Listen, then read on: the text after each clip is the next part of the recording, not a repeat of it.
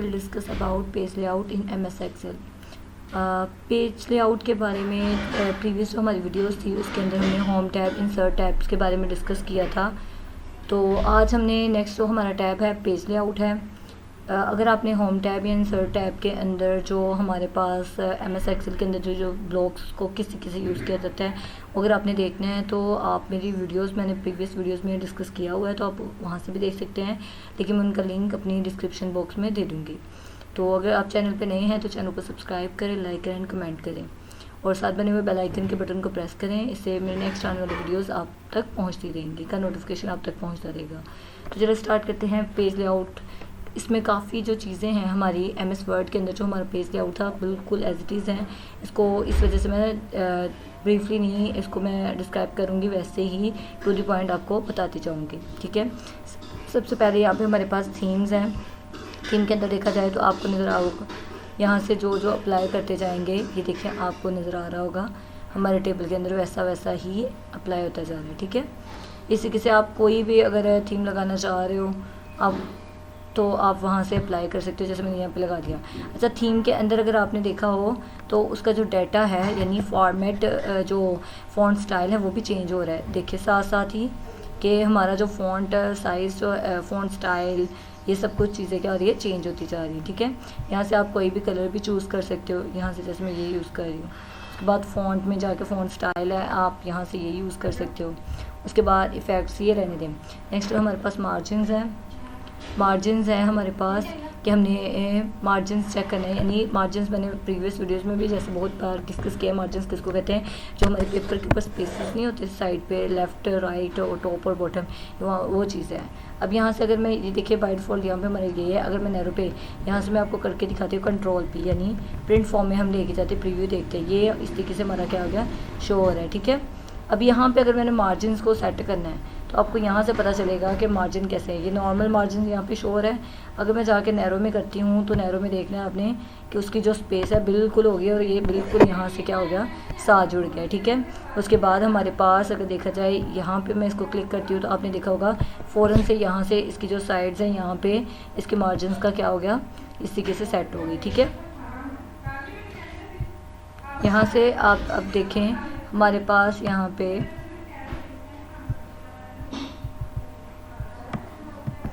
यहाँ से हम एक बार मैं इसको सेट कर दूँ, चलें इसको भी रहने देते इस वाली में। उसके बाद अच्छा मैंने तो कंट्रोल जब हमने P किया था हम उसमें चेक करने लगे थे। अभी इसका कंट्रोल P करके इसका प्रीव्यू चेक कर रहे थे, ठीक है। अब उसमें आपने देखा होगा मैंने मार्जिन्स के बारे में बताया। यहाँ से एक तो यहाँ पे हमारे पास पड़े हुए मार्जिन्स, यहाँ से भी हम कस्टम मार्जिन्स में जाके भी इसको सेट कर सकते हैं, ठीक है। जैसे मैं यहाँ से टॉप से इतना दे दी हूँ, मैं यहाँ से कर देती हूँ ओके। आपको यहाँ से ना प्रीव्यू भी नज़र आता जाएगा कि इस तरह आपका शो हो जाएगा। यहाँ से मैं कहती हूँ ओके, ये आपने देखा होगा टॉप से इसको क्या हो गया, मार्जिन मिल गया, यानी उसकी स्पेस जो है वो वहाँ से भी। एक और इसका मेथड है कि यहाँ से भी आप क्लिक करके आपको नज़र आ रहा होगा कि इसकी ये वाली चीज़ें जो हैं शो नहीं शो हो गई, यानी अपने मार्जिन को ऊपर से यहाँ से भी सेट कर सकते हो। यहाँ से मैं आपको करके दिखाती हूँ। यहाँ से भी आप क्या कर सकते हो, अपने मार्जिन को सेट कर सकते हो, ठीक है। जैसे यहाँ से मैं पकड़ के ये देखिए यहाँ तक करती हूँ सेट, तो हमारा टेबल इस साइड पे, यानी अगर आपने लेफ़्ट टू राइट या जैसे भी आपकी मर्ज़ी है आप जैसे भी करना चाह रहे हैं तो इस तरीके से आप क्या करोगे, अपने मार्जिन को सेट कर सकते हो, ठीक है। और यहाँ से भी कर सकते हो। अगर बाय यहाँ से नहीं करना चाहते तो आप यहाँ से जाके इसमें सेट कर दें और ये आपका सेट हो गया, ठीक है। उसके बाद हमारे पास ये प्रिंटिंग फॉर्म है, इसके बारे में भी थोड़ा सा बता देती हूँ। लेकिन यहाँ पे हमारे पास कुछ टैब्स है, जैसे लेआउट के अंदर जाके आगे ओरिएंटेशन है। अब यहाँ पे आपने देखा होगा कंट्रोल, तो इस तरह का पेज नज़र आ रहा है, यानी दो तरह की हमारी ओरिएंटेशन होती है, पोर्ट्रेट और लैंडस्केप। ये भी चीज़ मैंने पहले बताई हुई है। ये अभी आपको नज़र आ रहा होगा, ये पोर्ट्रेट फॉर्म है, इसको वर्टिकल फॉर्म भी कहते हैं। अब यहाँ से जैसे मैं लैंडस्केप में करती हूँ हमारे पेपर की जो विड्थ होगी वो देखिए इस तरीके से फॉर्म शो हो गया, ठीक है। कि हमारा जो क्या कहते हैं कि जब प्रिंट निकलेगा तो हमारा अगर लैंडस्केप में निकालना चाहते हो तो इस तरीके से शो होगा, अगर हम पोर्ट्रेट में निकालना चाहते हो तो इस तरीके से। तो ये हमारे पास था। यहाँ से हमारे पास ओरिएंटेशन यहाँ से भी कर सकते हैं और यहाँ से भी। जैसे अगर मैं यहाँ से सेट करती हूँ तो यहाँ तक मार्जिन है।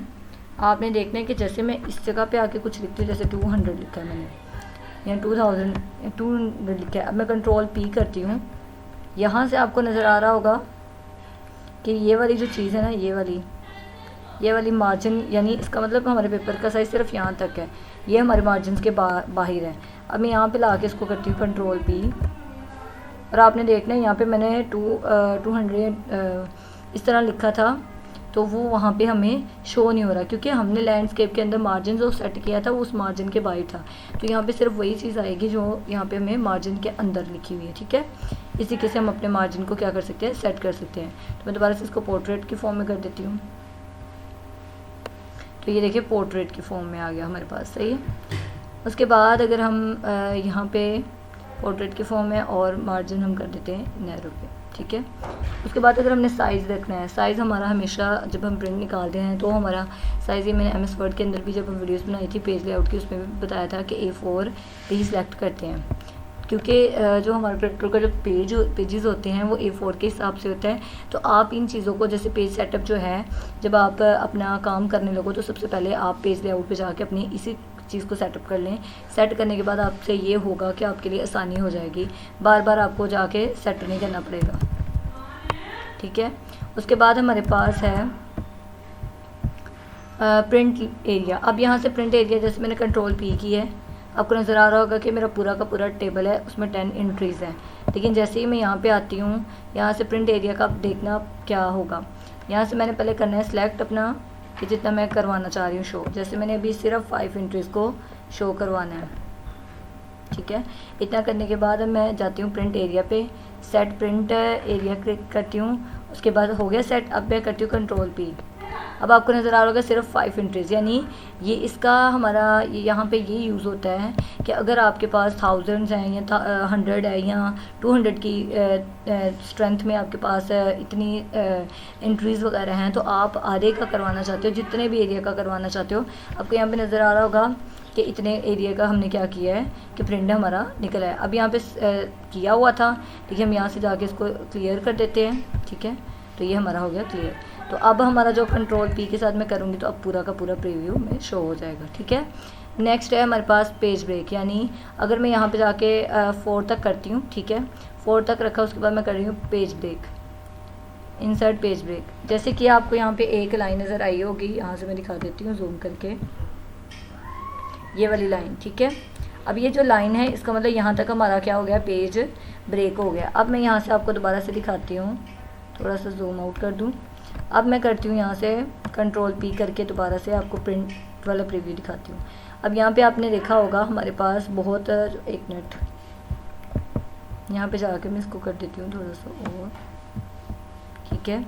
अब इसके बाद हमारे पास क्या होगा, जैसे मैं कंट्रोल P करूँगी, हमारे पास ये कुछ जो हमारी ये वाली चीज़ है, इस तरीके से हम क्या करेंगे, इसको हमारा जो सीरियल नंबर्स है वो वहाँ पे जाके उतना ही क्या हुआ, प्रिंट होना शुरू हो जाता है। तो इस वाली चीज़ का हमारे पास क्या होता है, यहाँ से जैसे मैं अभी इतना मैंने कर दिया सिलेक्ट, और मैं अब जाके देखती हूँ तो यहाँ पे हमारे पास कुछ यहाँ से हमारी प्रॉब्लम्स आ रही है मार्जिन्स की, लेकिन इससे कोई इशू नहीं होगा। जितना आपने अब यहाँ पे आपको लाइन दिखाई है, यहाँ से हमारा हो गया पेज ब्रेक।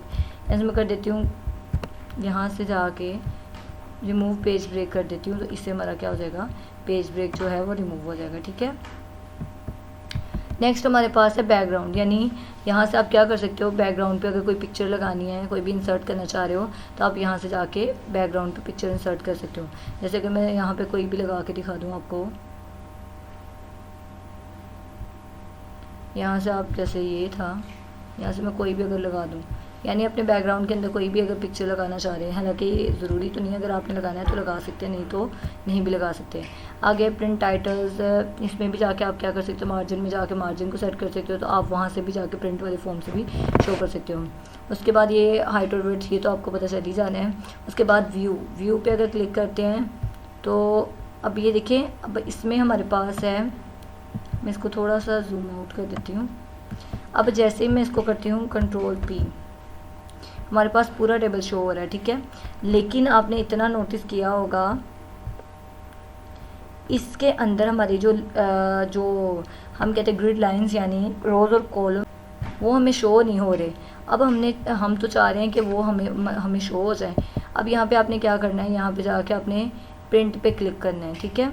अब प्रिंट पे क्लिक करते हैं तो यहाँ से जाके देखना, अब मैंने इतना क्लिक कर दिया, कंट्रोल पी किया। अब आपने देखा होगा कि इसकी ग्रिड लाइंस यानी जो रोज़ और कॉलम्स हैं वो भी हमें शो हो रहे हैं, ठीक है।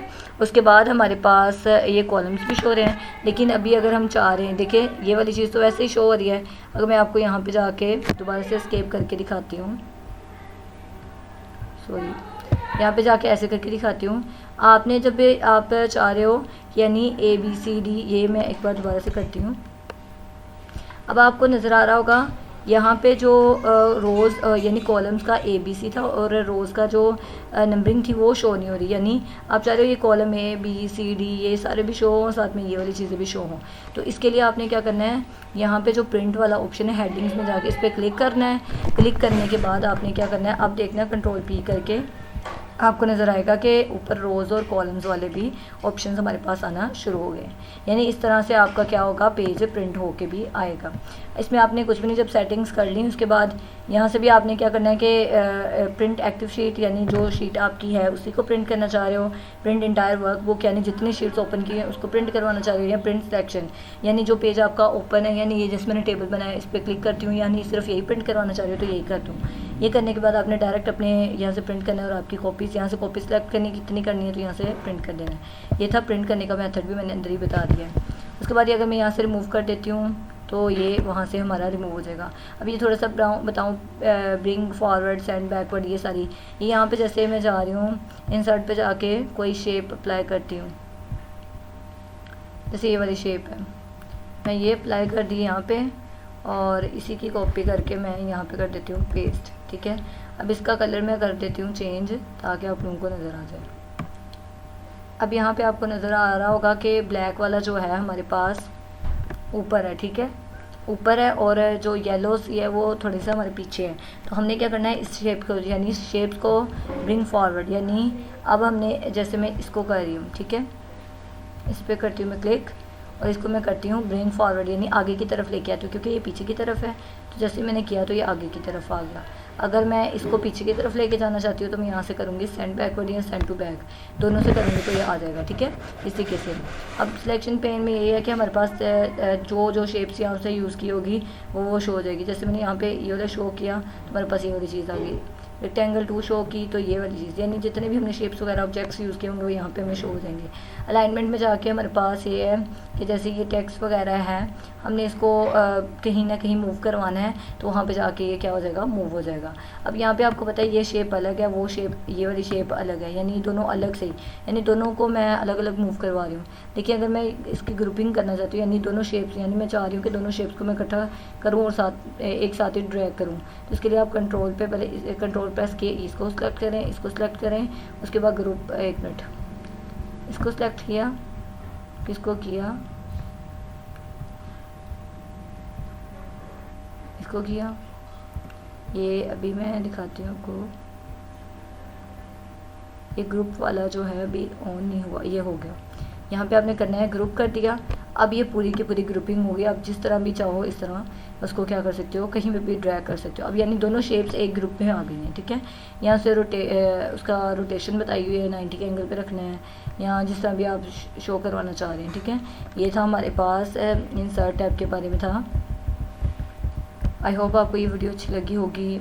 इसमें हमने पेज लेआउट के बारे में सारी डिस्कस कर लिया है, क्योंकि एक्सेल में थोड़ा और हो जाता है लेआउट और उसमें थोड़ा सा प्रिंटिंग का और हो जाता है, या मार्जिन वगैरह सेट करना और हो जाता है। तो अगर आप मेरे चैनल पे नए हैं तो मेरे चैनल को सब्सक्राइब करें, लाइक करें, शेयर करें।